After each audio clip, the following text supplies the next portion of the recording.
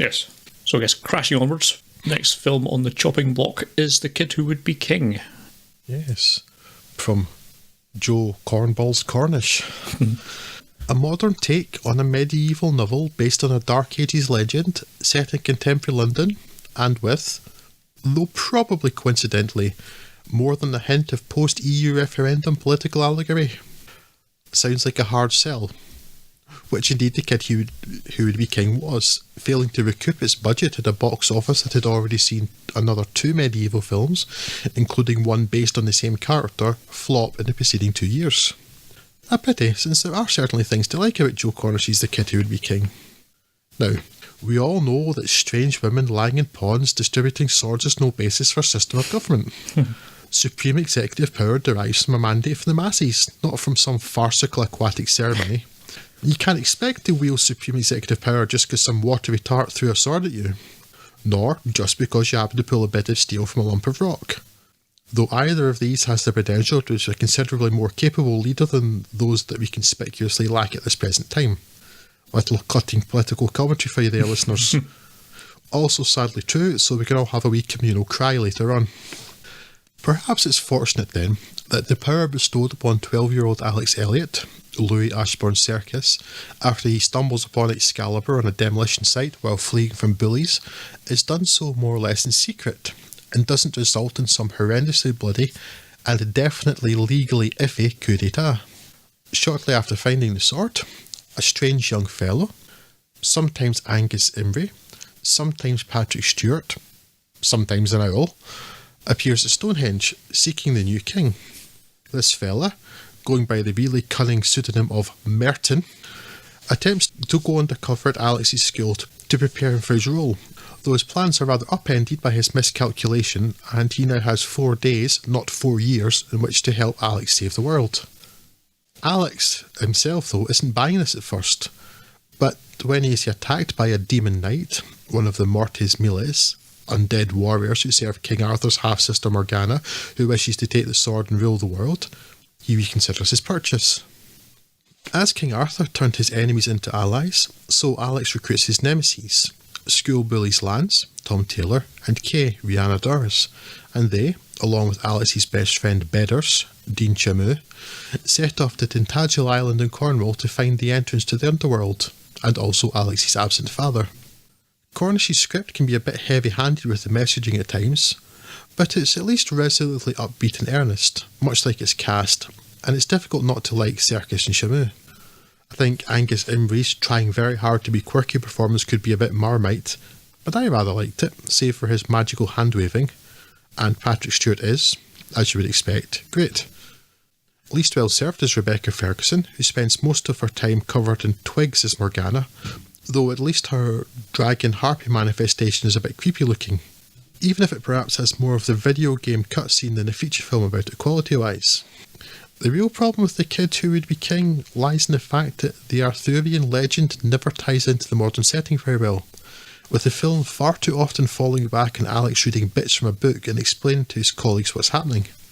And talking of his colleagues, Alex's former bullies teaming up with him owes more to narrative necessity than character development. Morgana, likewise, suffers from missing motivation, her actions seemingly being explained by because evil.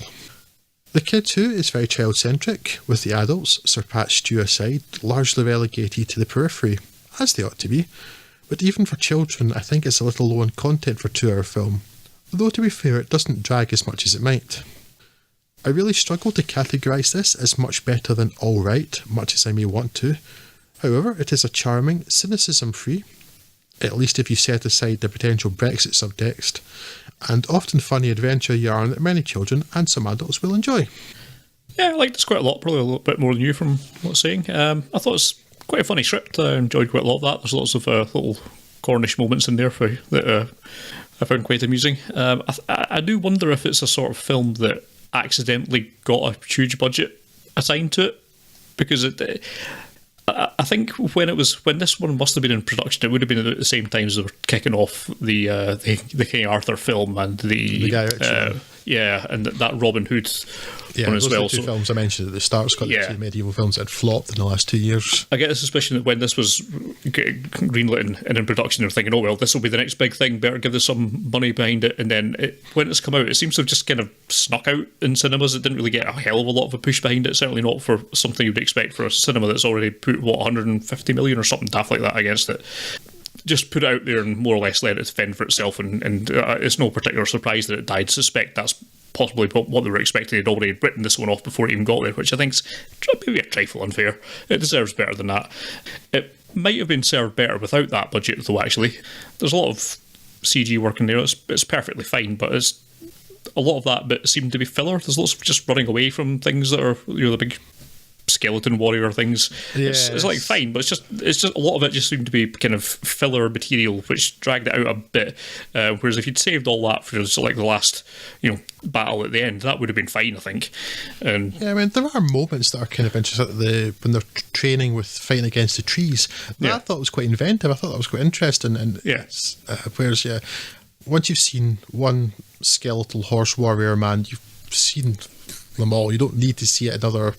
2-3 times. It's Maybe more. the first one. There's the ones in the street with the car. Then there's at least one more on their way to Cornwall. So at least 3 times, if not 4, before they turn up at the end as well. And they all look.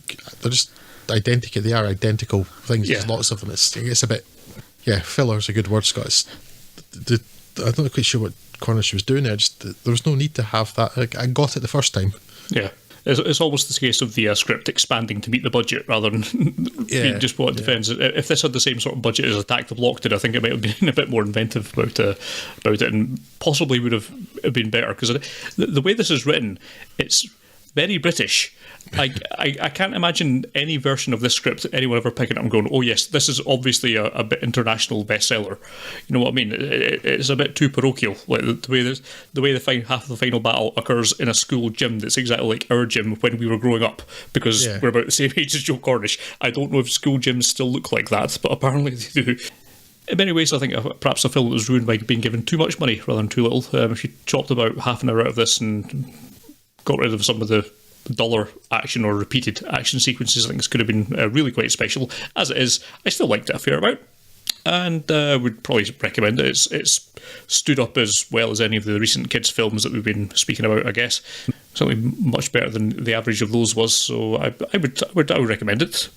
Perhaps not entirely unreservedly, but I enjoyed it quite a lot, and I think you will too.